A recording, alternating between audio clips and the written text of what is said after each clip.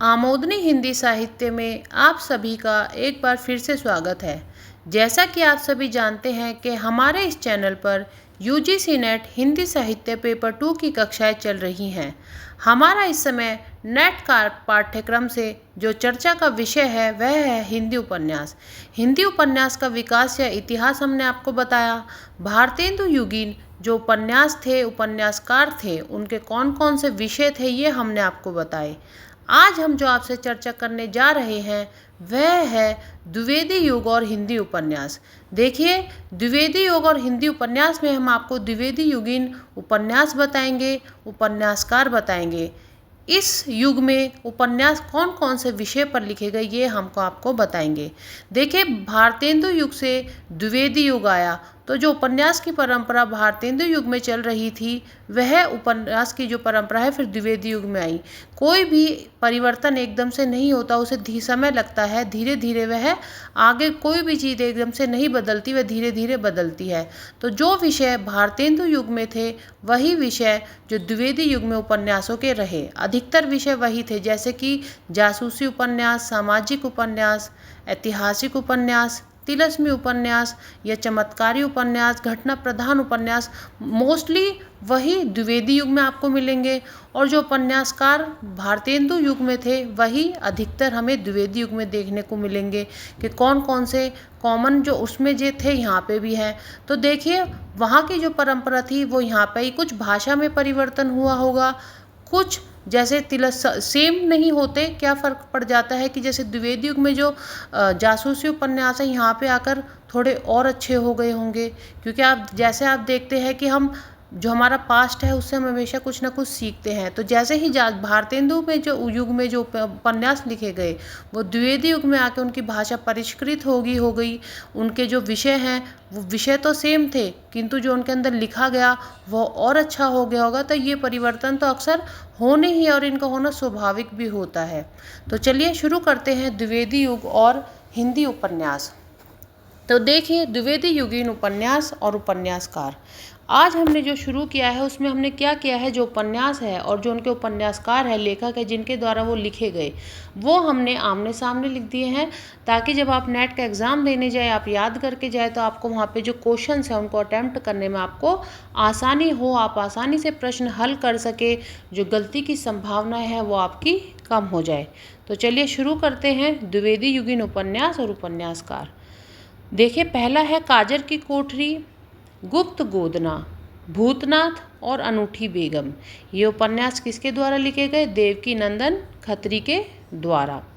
ऐसे ही मयंक मोहिनी या माया महल, कमल कुमारी, निराला नकाबपोश। ये उपन्यास किसके द्वारा लिखे गए? हरे कृष्ण जौहर के द्वारा। तिलस्मी शीश महल, ये उपन्यास है किशोरीलाल गोस्वामी के द्वारा। हमने आपसे कहा था कि जो उपन्यासकार भारतेंदु युग में थे वो यहाँ भी आपको मिलेंगे, और इस समय जो हम चर्चा कर रहे हैं वह तिलस्मी व जासूसी उपन्यासों के बारे में ही चर्चा कर रहे हैं। इनका विषय क्या होगा आप सभी जानते हैं। तिलस्मी है तो चमत्कारपूर्ण होंगे और जासूसी है तो जासूसी पर आधारित उपन्यास होंगे।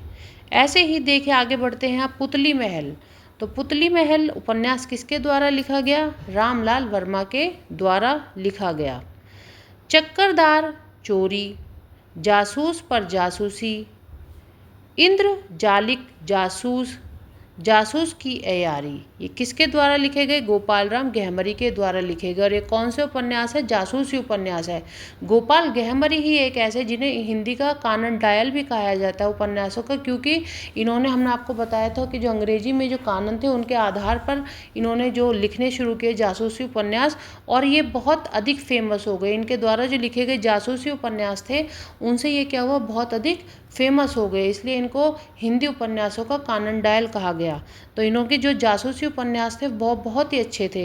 एक बार फिर हम आपको बता देते हैं कि काजर की कोठरी, गुप्त गोदना, भूतनाथ, अनूठी बेगम, फिर मयंक मोहिनी या माया महल, कमल कुमारी, निराला नकाबपोश, तिलस्मी शीश महल, पुतली महल, चक्करदार चोरी, जासूस पर जासूसी, इंद्रजालिक जासूस, जासूस की चोरी। उपन्यासकार कौन थे? देवकी नंदन खत्री हैं, हरे कृष्ण जौहर है, किशोरीलाल गोस्वामी हैं, रामलाल वर्मा है, गोपाल राम गहमरी है।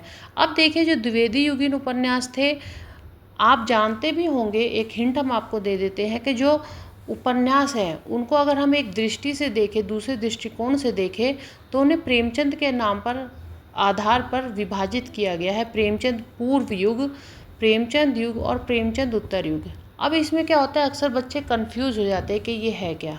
इस पे हम एक वीडियो बनाएंगे, आपके सामने हम प्रस्तुत करेंगे, क्योंकि हिंदी के जो काल विभाजन है, किस काल के आधार पर कौन कौन सी परिस्थितियाँ से उसके आधार पर जो युग है उनके नाम पड़े।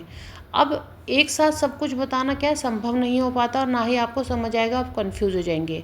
अभी तक हमने आपको भारतेंदु युगीन उपन्यास और द्विवेदी युगीन उपन्यास के बारे में बताया। इसके बाद हम आपको जो छायावाद में लिखे गए, ऐसे करके बहुत सारे उपन्यास हैं, हम बांटेंगे।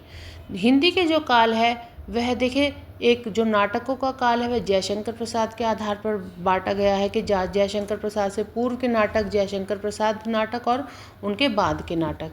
ऐसे ही उपन्यास को प्रेमचंद पूर्व के उपन्यास, प्रेमचंद काल के उपन्यास, युग के उपन्यास और प्रेमचंद उत्तर उपन्यास। तो देखिए, इसके ऊपर एक वीडियो बनाएंगे ताकि आपको आसानी से जो इसका एक परिदृश्य है उपन्यासों का कि किस आधार पर विभाजित किए गए, हम आपको एक वीडियो बना के उसमें समझाएंगे। धीरे धीरे धीरे जब आप आगे बढ़ेंगे तो आपकी जितनी भी कन्फ्यूजन्स होंगी हिंदी साहित्य से रिलेटेड, काल विभाजन से जो संबंधित आपकी जितनी भी समस्याएं हैं, वो क्या होंगी, सुलझती जाएंगी। उनका एक समाधान हम आपको प्रस्तुत करते जाएंगे।